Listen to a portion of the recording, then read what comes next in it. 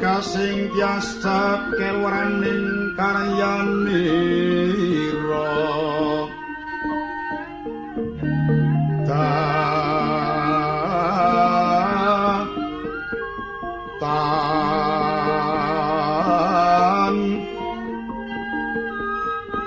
untuk samya miyak rengganing prabota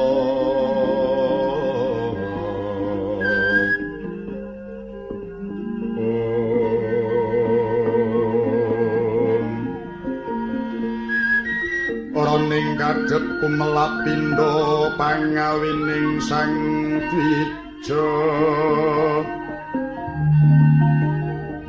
lunging kadhem malengkung katiyut ing maruta manda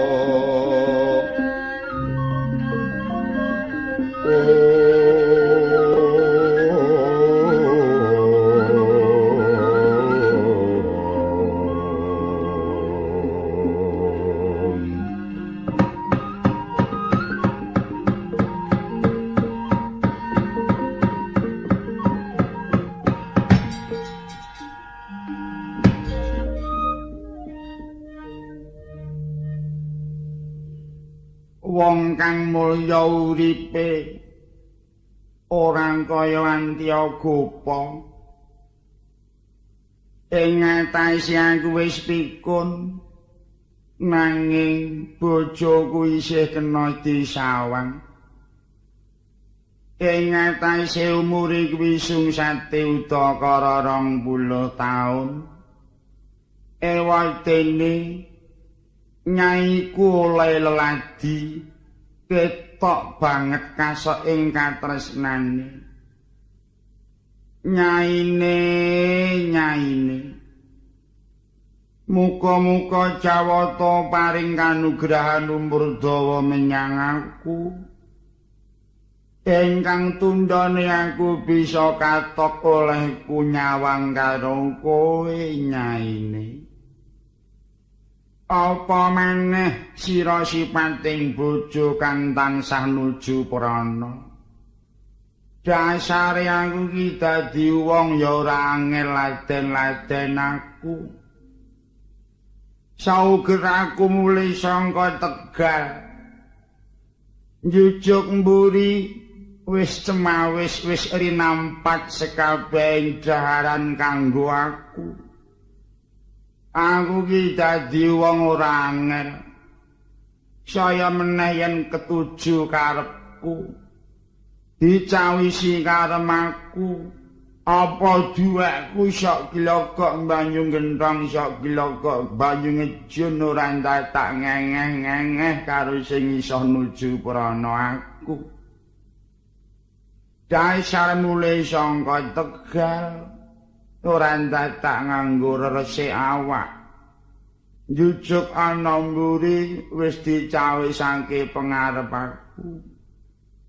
Segane putih jangane bobor lawe sambel terasi karo tempe.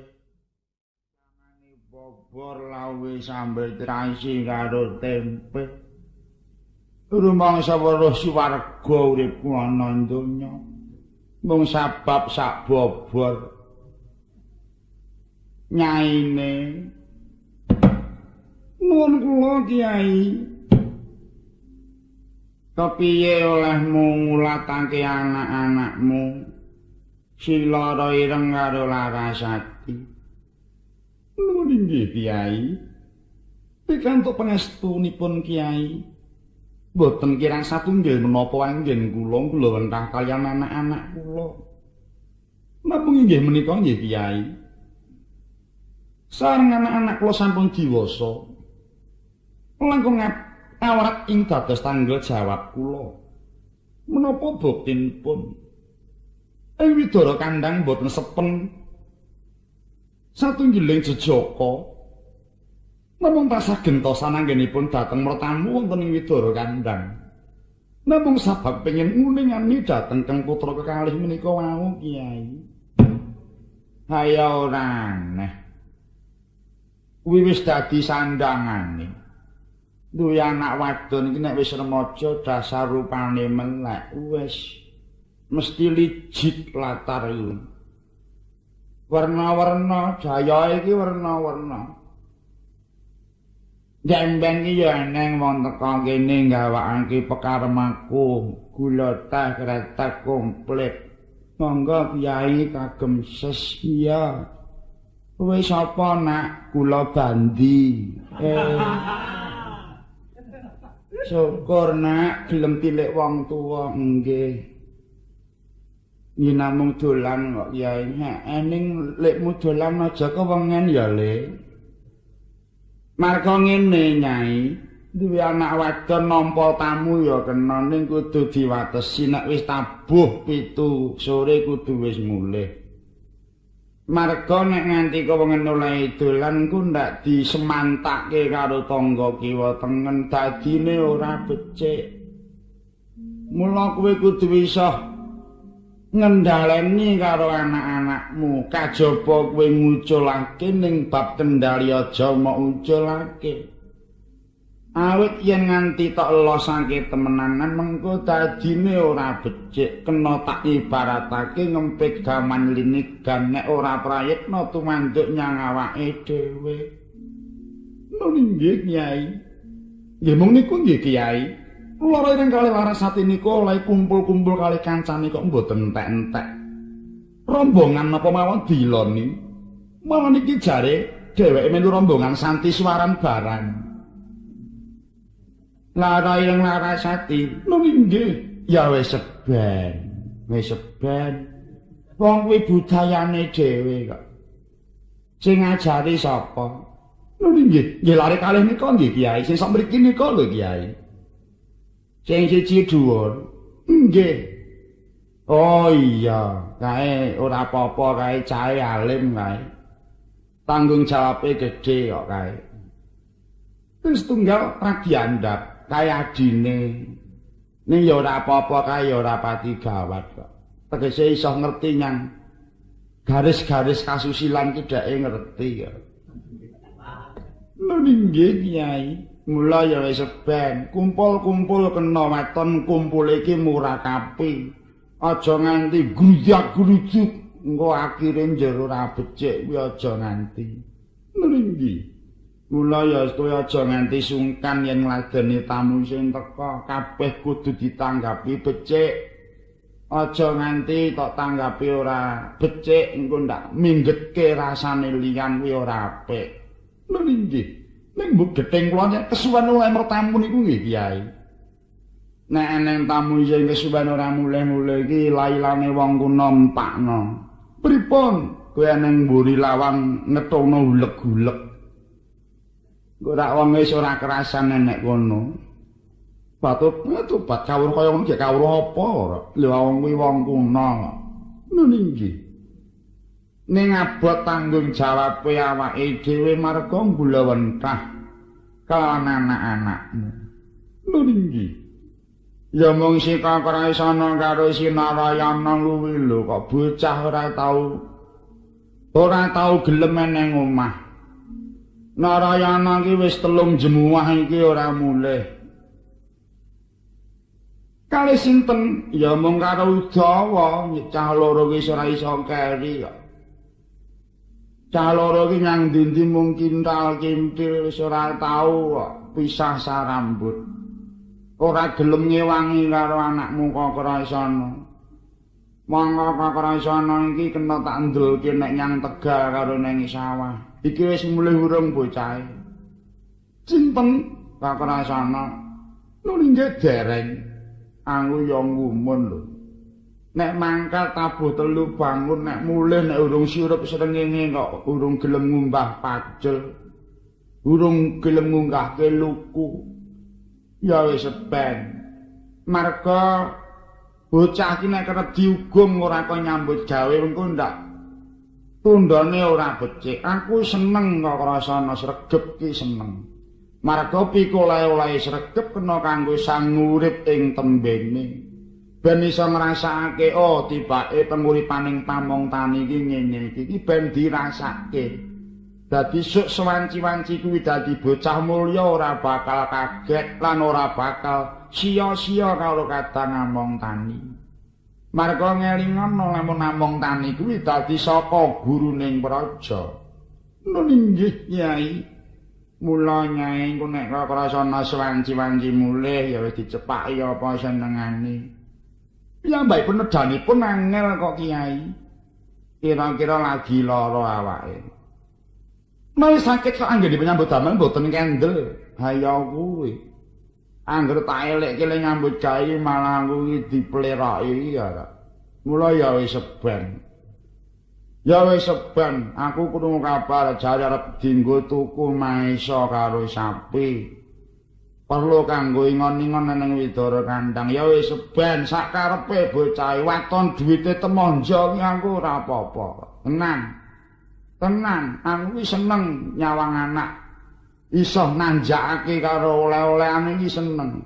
Tinimbang ngramal ora ning tundhone apa-apa ya ben kuwi nggo tuku-tukon apa-apa waton kena disawang.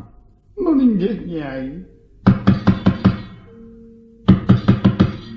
Yai, Ki Demang. Wong ana korimu Ki Demang. Aku ingkang prapta Ki Demang.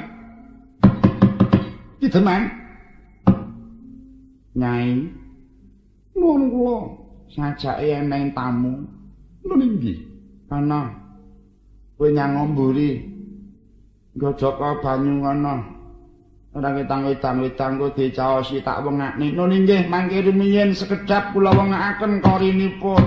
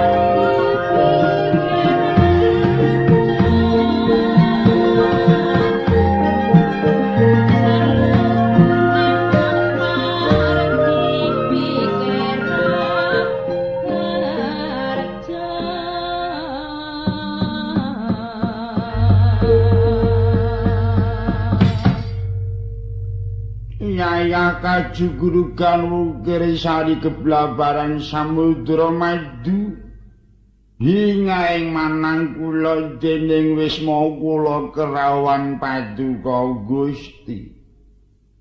Sarawu paduka Gusti kula ngaturaken pangabekti lho. Iya Ki Demang. Wis ingsun tampa sira ngaturake pangabekti mibawa padha-padha. Ya ingkang nderekaken sinten? Ya mung ijen tanpa rowan lelancaran tindak ingsun. Kawula nuwun inggih. Dipun prayogiaken anggen paduka pinarak lenggah. Iya Ki Demang, ora kurang prayoga Ki Demang. Panjanur gunung kadingaren. Paduka Gusti kepareng rawuh wonten ing Widara Kandhang. Mengkuwi kantos menapa lho? Ki Demang. Prataku ana ing kene ingkang sepisan mertuwi marang kayiwananmu sak kula wangsa. Geneping kaping pindho. Ki Demang. Sawetara Kaka Prabu datang mirsani marang tetaneman ingkang dumunung ana ing Widara Kandhang. Kepiye pawartane para putra-putraku Ki Demang? Oh, nggih. Pangestu paduka Gusti anggen kula wentah tetanemanipun ingkang sinuwun nirbaya nirwikara. Sedaya pinanggih wilujeng. Tansaripun ingkang putra inggih sampun dewasa. Kakrasana Narayana lara ireng sampun ketingal dewasa sedaya. Ingkang megah-megahaken menika lara ireng. Piye to? Karengan Cik Remaja niku anggen kula nampi tamu niku ngantos neposke oleh kula lingguh. Margi nggih kekerepen anggen kula nampi tamu niku. Ya wis ora dadi baya punapa. Pancen ora neh lamun akeh para priya ingkang ngagem Skarlati putraku ya amarga saka endahing warna. Oh inggih. Pancen kang putra lara ireng niku menjila piyambak. Ning kula nggih gumun lho, nek nitik cilikane niku jane nggih mboten mantra-mantra nek dadine gedhe niku kaya ngoten. Iya pancen yen isih timur kuwi durung kepareng adi marang salira. Ngene nggih. Kakrasana kepiye pawakane? Wah, sampun. Kakrasana niku awake niku jan mrusuh nika kok Gusti. Kuat pawakane otote ketingal. Sregep ten pedamelan. Kuwi Kakrasana, nggih. Lah yen Narayana. Lah nggih pun niku Narayana niku pun mboten kena dicandhak. Sababe asiring kisah. Lungane menyang endi? Mboten ngretas wong kalih Udawa. Ngene iku anggere kisah niku mbeta buku gedhe nika. Duka seratane napa mboten ngretas napa nut napa cakepan kula mboten mudeng. Ning mboten lali mbeta buku niku. Senengane maca lali niku. Maca ten weda-weda maca ten buku-buku sing ngumupi ulang niku dibeta. Angger enten griya nglumpukke nem-neman terus dibatangi, nasib-nasibe dibatangi, lair-laire lho. Kula nggih ngumun lho. Napa Narayana niku sampeyan kepengin dadi dukun napa pripun kula nggih mboten mudeng. Wah ora dalah. Rumangsa seneng rasaku. Ya pancen anak akeh iki werna-werna kahanane. Ngene nggih. Ki demang ula. Rumangsa kaget. Rasaku mlebu Widara Kandhang. Bedane akeh banget. Wektu iki Widara Kandhang. Bentenipun wonten pundi? Wewangunan saya tambah maju. Wah, nggih, nggih. Niku nggih saking kreketen sika Kakrasana oleh sami nggugah kalih para nom-noman Widara Kandhang. Ampun nganti oleh mangun dusun dadak ngentosi parintah saking praja cekap dipun gugah piyambak kalih sika Kakrasana. Nglempakaken para nem-neman dipun kanthi sabipraya tumandang gotong royong ndamel saening dusun. Waduh syukur. Ning sajake rada keladuk oleh bangun ki teman. Lho. Keladuk pripun? Ngancik Widara Kandhang kono palataran jembar kaya alun-alun. Iki sing gawe sapa? Lah rak tenan to. Aku jane ndemen ya wis kandha lho karo Kakrasana. Nek gawe latan iki aja jembar-jembar. Tanduran pirang-pirang dibuabati diuruki wedi mung dienggo plataran. Nek mung golah raga iki kira-kira 20 meter mubeng wis cukup. Nah kok pirang-pirang diresiki nggo plataran. Nyuwun pangapunten plataran wiyar menika sanes ujug kula menika inggih trekahipun pun Kakrasana. Kula nyuwun duka. Ora dadi apa? Ora dadi apa? Lah banjur sing yasa beteng mubeng kuwi sapa? Ya tak tenan to.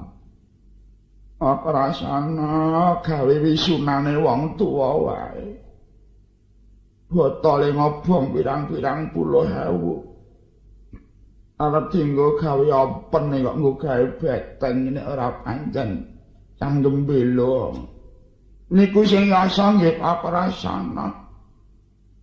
Jane ajeng kula sadhe banane niku pun kedisian dipasang dhewe kalih Kakrasana. nganggo labur ledok. Wo, mung lemah ngene kok bakoke mboten jamak. Ya wis ora dadi boyo apa, nyuwun duka niku sanes ujug kula. Ora apa-apa. Lek banjur sing nanem waringin sakembaran kae sapa? Gusti, kula nyuwun pangapunten. Jane nggih pun kula elekke. Pakara sana iki nek nanduringe aja loro siji ae tur sing cilik. Marga nek kowe nanduringe loro iki ra padha karo ngembari panguwasane ratu. Jane pun kula elekke. Wis Yai, wis aja, wis ben. Kaleben ngrembaka.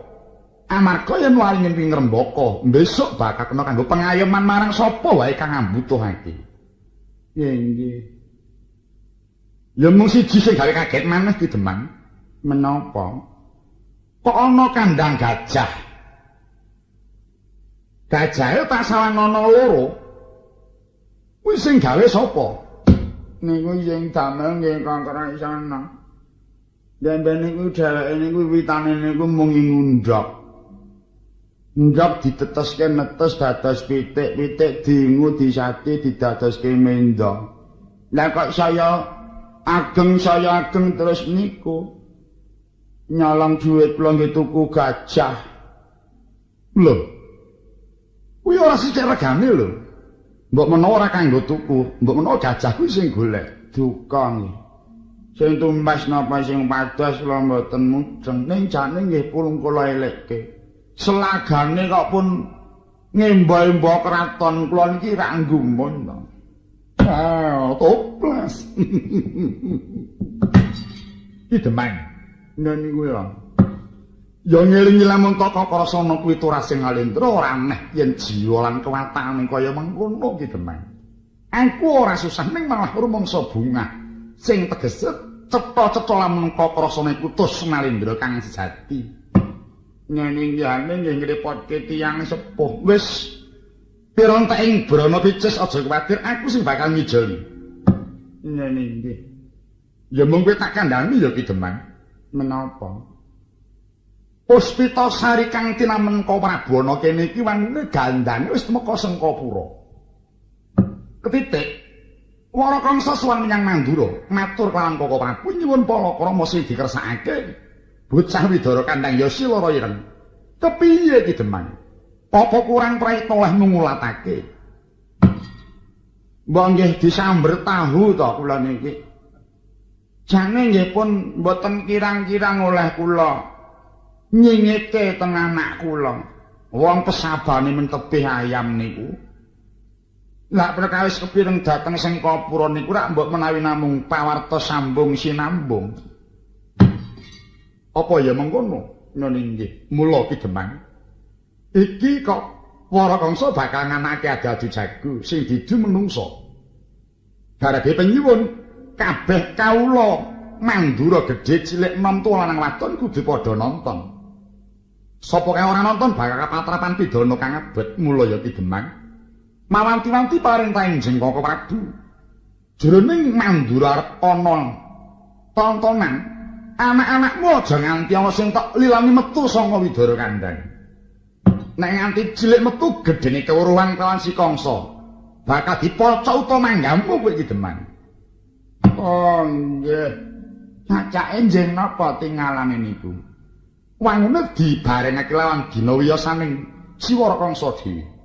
Oh nggih. Nggih pun mangke kula sing ajeng dawuh kowe teng anak-anak kula. Sampun ngantos wonten ingkang ningali dhateng aben-aben sawung menungso. Iya. Gegandengan aku kadut lawan Kaka Prabu, kajaba paring dawuh iki, kinen amirsani marang kahananing anak-anakku. Mula ya Ki Demang, aku mundhut kanthi banget supaya aku weruh lawan anakku Kakrasana kuwi nganggo cara kepiye. Niki larene mboten enten. Ana ngendi? Nembe wonten Tegil. Wonten Tegil wingking griya menika. Mbok yo didhawuhi bali. Kula niki anggere ngendhek oleh nyambut damel malah mengke malah salin sloga. kula malah sing ketiban nampuan. Margi piyambake yen pinuju nyambut damel mboten purun dipun ndhekaken. Mongko aku bali kudu nggawa pawarta sing kanthi trewaca munggo piye kahananing putra-putraku. Mula Ki Demang, golek acara supaya aku nyumurupi kuwi kepiye? Oh nggih. Kakrasanan niku adate ngoten. Nyambut damel dipun penggak mboten purun nanging menawi mireng kula dipun ladaki tiyang agengipun dipun tetangis tiyang niku adate piyambake mboten sranta lajeng belani dhateng kula. Wah, la yen ngono panten bekti teman yang wong tuwa. Ah, pripun to? Mboten enten bektining nganaken wong tuwa kaya Kakrasana. Mila pantes kangge patuladan para nem-neman. Dadi yen krungu tangismu ora sranta bakal mbelani kowe. Nggih nggih. Lah saiki kowe nangis Ki Demang. Lah, kowe nangis. Lah, carane pripun? Ya wis sakarepmu watone kowe nangis. Ora ta. Kula niki bukane lali niku. Nek gajeke di sendoni sik nika sirem-sirem ngoten. Wis to, kowe golek acara supaya nangis. Nangis niku nek mboten kersane Gusti digawe niku nggih mboten lucu niku. Lah terus carane piye? Nggih niki ngoten mawon. Kula api-api paduka pidana mawon. Kula api-api paduka pidana njur kula tak nangis mengki mesti dateng mriki. Bumi gonjang kancing langit kelap-kelap. Kaponer cintai sang maweh gandrung. Kaparang kapuluk keremoidak langit. Wong gerang murang tata patrepe. Ing atase mung dipasrahi anak ora bisa nggulawentah. Malah keparanaya bocah yasa beteng mung dienengake wae karepmu piye? Wani nandra waringe sakembare iki ora padha karo arep nembari marang panguwasaning ratu ae. Wong tuwa-tuwa apa kowe? Mang, kula nangis empun ta niki. Wis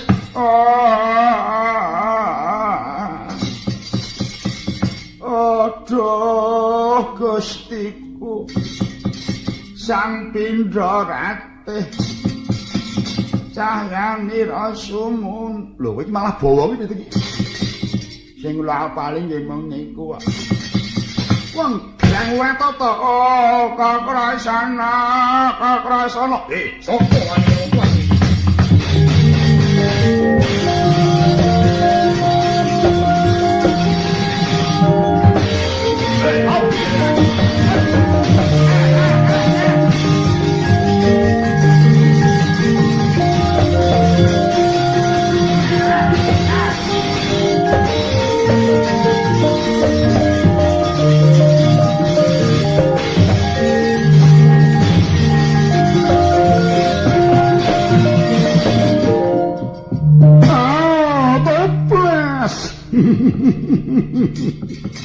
Walah wis bisa nonton kanthi trewaca. Walah pancen gagah temenan anakku lanang. Waduh blegang-blegang blengah-blengah pakulitane. Pantes pinaka dadi saka guring praja manduring tembene. Waduh jemangkas sanga Tegal Prateng Pendopo mung sak jangkaan paribasane. Suweke dodot ora tak gawe sabab waton aku bisa nyumur pinyang anakku lanang.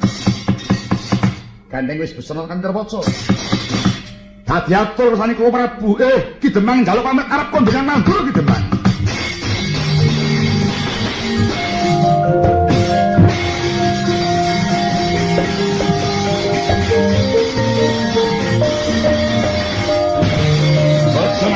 Kosrayu.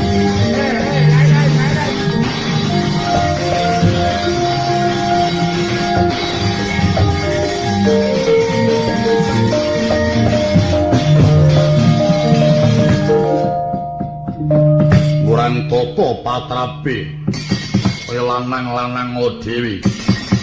Apa wis sak cengkang kandele kulit apa wis gemenjeleng sidukane keparat. Wanuh-wani Munasika lawan wong atuwaku. Bapa aja mok gondeli. Kaya ngopo dedapurane manungsa kang murang tata patrape. Dudu tandingmu kowe tanding lawan wong atuwaku. Ayo anake lanang ayo nono. Man moro sumingkira bapa bakal tututi menungsa kang murang tata patrape. Cetha lamun tong ngilani jodho ngepel mestaka manungsa iki mau. Akrajana. Apa bapa? Kowe arep ngapa? Arep mrewasa manungsa kang murang tata wani Munasika lawan sira bapa. Anggep mung apa, he? Keras budi kurang titi kadowani kurang deduga kowe kakrasana. Kowe nulungi wong tuwa kena ning sumurupa. Prayagung kang rawuh mrene iki dudu mung sakwanga. Iki mau priyayi praja kadanging Narendra. Kekasih Sang Harya Prabu Rukma kuwi kadange mudha sinuwun Prabu Basudewa kang mengku negara Mandura sawidara kandhang kene iki. Layan kowe arep wani karo sentananing ratu ki apa ora bakal abot tembe mburimu kok rasana. Bapa, saya meneh dheweke wong kutha. Saya meneh dheweke kuwi sentananing ratu kena apa ora ngerti nyang kasusilan. Ora tepung menyang pranatan. Wong gedhe-gedhene dhewe wong luhur-luhure dhewe ning iki ora ana wibawaing Si Harya Prabu nanging iki ora ana wengkon widara kandhang pagene yo dhewe curah-cula wentah. Aku alun mangsa kebondo marang Arya Prabu ora mangsa kareh lawan Arya Prabu. Wis ta.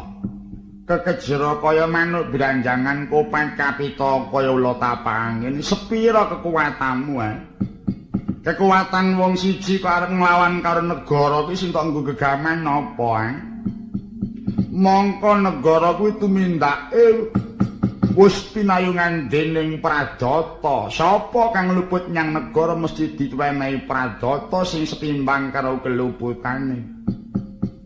Mula aja mok teruske. Marga tok sumbering keluputan kuwi ana kowe. Luput ku manggon kowe ngendi? Kowe kuwi sawijining bocah ingkang sok demen ngimba-imba praja. Sok demen mematut kang ora patut diterpake ana ing desa. Mula ya kakrasana unggah-ungguh kudu dinggoni aja mung weton bisa tumindak. Kowe kudu iso mawas diri, kudu iso noleh yen kowe iki ora urip ijen ana kene iki kancamu akeh. Mula kowe kudu ngurmati marang kawajibaning liyan, kowe kudu tansah ngurmati marang panguwasaning liyan, aja nggugu karepmu dhewe. Lah apa kowe kira-kira wani karo prajurit praja? Sing tak wedeni apane? Kekuatanmu sepira? Lho, bapa arep nyumuti kemana kekuatanku. Yen pancen kowe arep mungsuh karo praja tak tonton kekuatanmu. Yen kowe bisa ngeblokake beteng mubeng kowe lagi kena mungsuhan karo prajurit. Mara delon iki keman.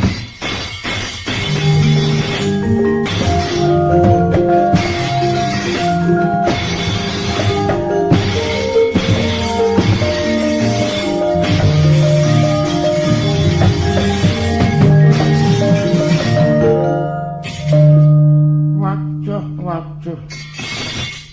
Beteng botol dhuwur mubeng ditebak kok ambrol kabeh.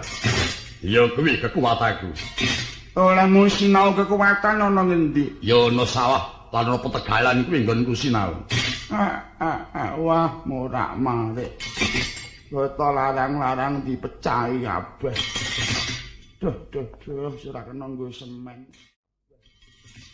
Duh, ora kena nggo semen. Campur karo lemah. Wis ben, mareka bapa arep nyemuri kekuatanku. Ning isih tak paido iki le. Dipaido iki. Cekake nek mung nebak bata mubeng ki tuwek oli aku ki ya iso ki kaya kowe. Arep nonton tanganmu ki ampuhe sepira? Lho, bapa arep nyumurupi. Iya. Menawa kowe iso nempiling gajah loro sing ana ing kandang kae iso mati wae, kowe mesti dadi bocah sing ampuh lagi kena ngajeni prajurit. Deloken, bapa.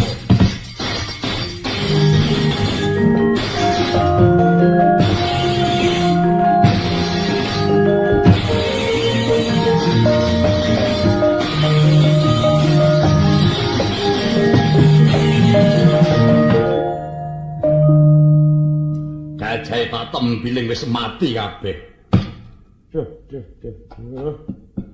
Tangan kok kaya ngono ampuh kowe lho. Mau tok gamani apa? Mung nganggo tangan.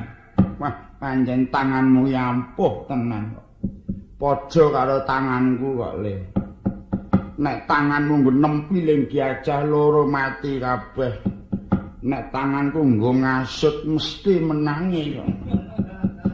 Mesti tekan kono bapa. Apa kon bedol ning ngene sisan? Aja, nek ringin aja. Wis ben ngrembuyung ben ngrembaka urip marga kuwi besok diwasani kena kanggo pengayoman. Ngono bapa. Ning sumurupa nggih. Yen kowe tanding karo wong negara kuwi watake wong negara ki nek kalah otot kalah kekuatan njur nggunakake karti sampeka nggunakake kepinterane bebasan ngluruk tanpa bala menang kang tanpa ngalahake kuwi munggo watake wong negara nek wis ora bisa nindakake kekuatane mula kakrasana kowe kuwi mung wong desa mung wong pedhukuhan sepira kepinteranmu kok rasana ora sak entik-entikane kepinteraning sentananing ratu mula yang ngere kok rasana dina iki kowe kudu nyebal sangka kahanan kang umum dina iki kowe ambak weton saka desa aja nganti kowe kena diremehake marang liyan gumregao pikiranmu tumindak sing ngungkuli marang para kanca kancamu nom-noman ning tumuju nyang kautaman. Saiki kowe golek kepinteran, golek kekuatan sing kena kanggo tepa palupining kabeh para nom-noman ing desa. Mangkono, Bapa. Iya. Yen ngono aku njaluk pamit. Dina iki aku bakal lunga saka Widara Kandang. Aku arep miwiti tapa. Ora niat aku bali lamun to durung antuk kekuatan, durung antuk kepintaran kang satimbang karo wong kutha. Ya ora liwat pun bapa mung tansah maringi pangestu lawan sira kulup jer tumen mesti bakal kasuwatan. Wis bapa pamitno karo biyong aku mangkat dilek golek kekuatan lan golek kepintaran.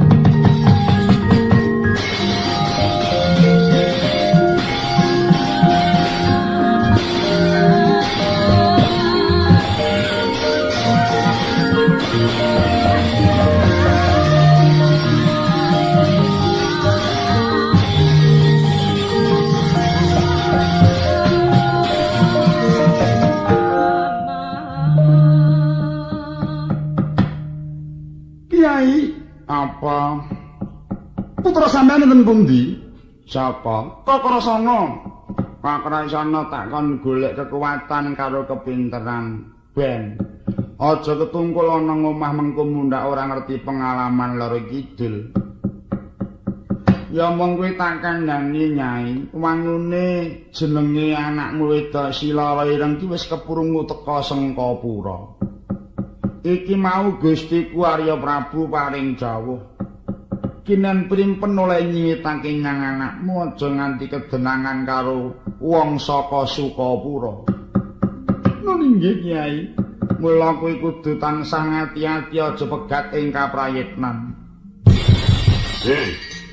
Kiteman. Wengak lawangi ya. Oh iya Kiteman wengak lawangi. Lho, kok krungu gruduk-gruduk.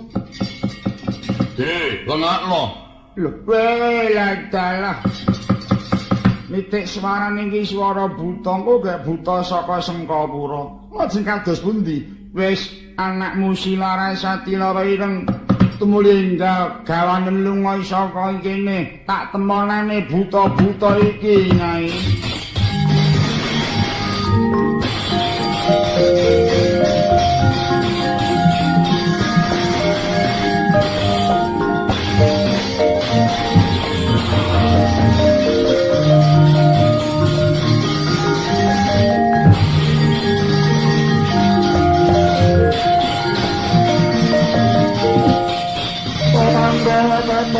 Dini kaya Indriya kaya marupa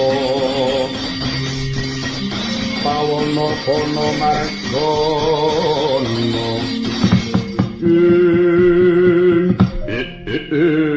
Wangen iki sing jenengi Demang Sagopa. Wah iya Kiraka menika ingkang namapun Sagopa Kiraka. Anyen buta pating gruduk iki buta ngendi? Aku saka ing Sengkapura abdining Gustiku Prabu Anambara Kamsa.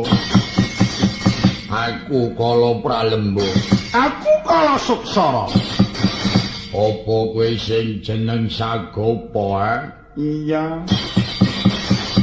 Aku jenengku Sagopa. Kowe duwe anak wadon? Ora duwe.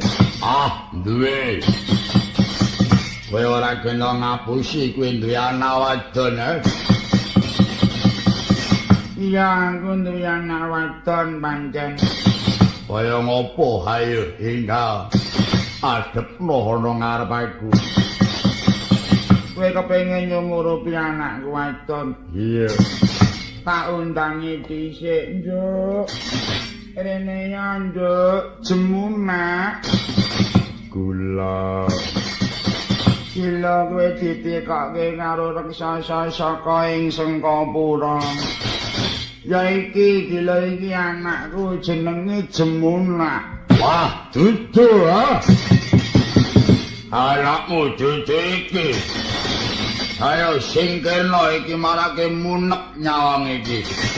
Dudu iki. Lho, anakku ya iki kok. Dudu. Oh, dudu kuwi. Anakmu ayu rupane ireng manis. Jenenge lara ireng dudu Jemuna. Jenenge lara ireng. Gelem nyingkirke apa ora dudu iki anakmu jenenge lara ireng. Ana Nduk, mlebu ora kanggo kowe Nduk. Nggih mpun. Anakku ya mung siji kuwi kok. Wah, kowe tetep nutupi anakmu. Kowe duwe anak jenenge lara ireng, tak jaluk arep tak aturake Ratu Gustiku. Oh ya klemenake apa yen ora? Oh, lantalah anak kowe arep njaluk anakku liyane iki mongso tak wenehno. Lah, jenenge kowe duwe. Oh ya kowe duwe lara ireng. Pancen ora tengeng aling-aling pancen aku duwe anak jenenge lara ireng. Nanging tinimbangane tak wenehke kowe luwung aku sing dadi kunarpa. Kelakon celawetho dening aku.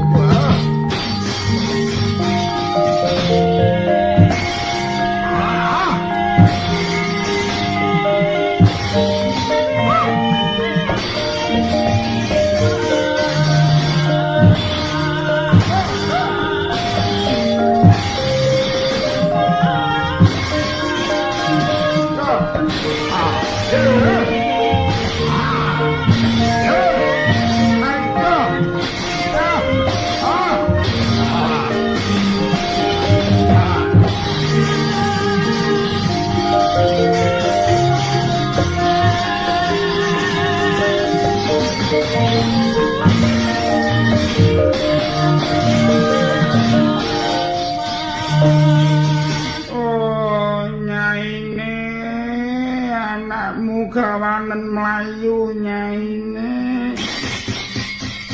Ya arep kekuatanku kuwi gedhe ning tanding buta pirang-pirang dikroyok kaya ngene mongso menang aku. Nyaine anakmu gawanen mlayu sing adoh nyaine. Wis cetha kowe ngerti yen aku arep teko kene. Ya iso-iso. Nuwun kula Kiraka. tangane dibondo sikile disrimpung dileboke mbronjong ayo ditututi plaine loding iki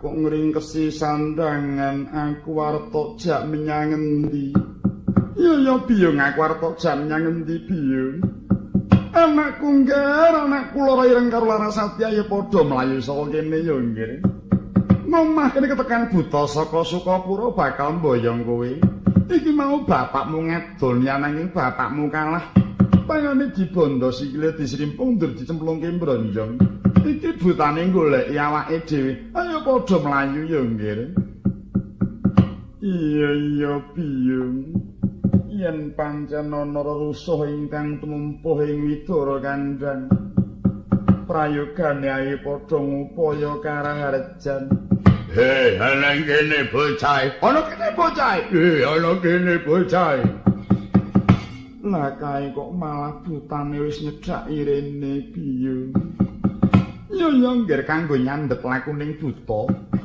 dina iki aku kalingan karo peparinge bapakmu diparingi apa diparingi kemayan mula yo ngger yen butane nyedhak rene kowe mengko enggani bakna kemayan peparinge bapakmu carane piye nyogi lho iki tampanan iki ana kinang iki ana suruh njet komplit sakapune iki gawanen iya terus kon ngapake mengko yen butane teka kene kinlang iki kon mamah karo butane ing kono ora kanthi dingerteni dhewek wis ketiban kemayan apa sak perintahmu bakal nurut ngono biyung iya yen ngono aku mung manut ngati-ati ya nggih la iki bocah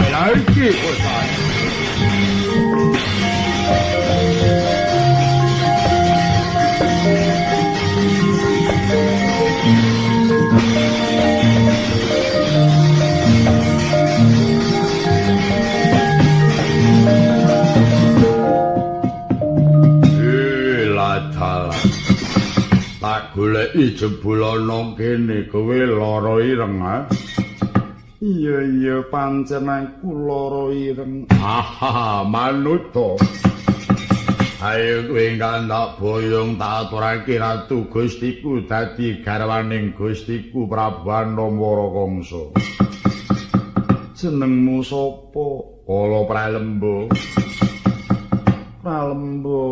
apa tinimbang aku tok entukke ratumu aku malah pilih kowe wae piye tinimbang tok entukke ratumu aku pilih kowe wae tenan apa piye aku iki yen matur ora kegoroh nanging apa anane wah anak pancen mung trima aku hayo wis dasare aku ya buta longgaratiku kok nya gandeng Pralembo sajake salit iki ganten iki mamam yeah.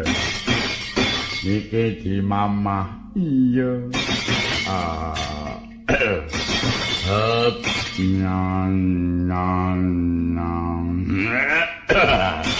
wis tak ulu kinang kilek menehi sing menehi ki wong ayu kaya seger nyang awak. Ning kowe ora gedon dadi bojoku. Ora, aku wis duwe bojo lho. Aku diwayuh ya gelem. Waduh. Walah rambutku gatel kabeh. Bareng gelem diwayuh aduh swarga donya awakku. Ya mung tak kandhani kala Pralembo. Piye? So yen aku karo kuwi patutan. Iya. Yen patutan duwe anak lanang jenengno Bejo. Jenengke Bejo. Iya. Yen nangis dolanono kang awujud brojo utawa curiga. Iya. Oh, Bejo. Anakku lanang kowe aja nangis ya, Le. Nek kowe nangis bapak ndak susah nyotak wenehi brojo karo curiga nggo dolanan. Oh, Bejo, alah kowe aja nangis tak dolani iki curiga. Oh, Bejo, kowe tak dolani curiga. Ayo ngger padha lumayu, ayo.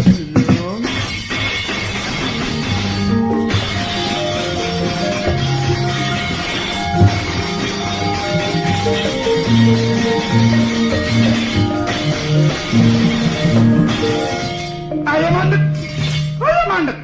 Arep layu nang endi? Wis tak pethuk ana kene. Batuk Pak ngendi kok kae buta batuk. Lara mah ana buta ki jelema ana buta etan mah ya ning buta batuk Pak. Ayo, arep layu endi? Iki sapa? Aku kala Suksara. Aku lara ireng. Arep layu endi?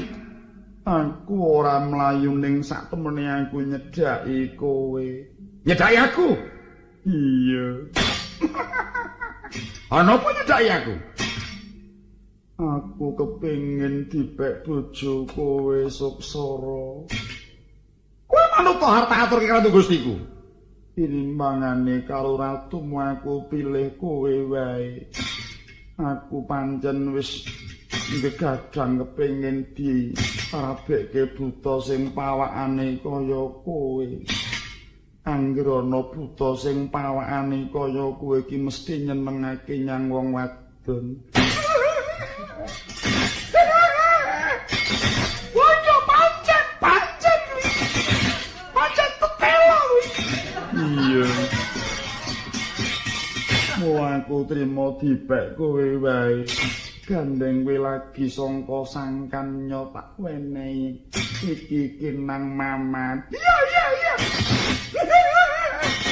Iki apa iki? Kuwi jenenge kinang. Iki apa iki? Timot. Ora Maman. Iya. Nyang. Celegut. Wis tak ulu. Wis diulu. Wis tak ulu. Tak ulu kabeh. Iya, syukur. Suksara. Apa? Aku meling karo kowe ya. Ya. Yen besok aku karo kowe kuwi duwe anak patutan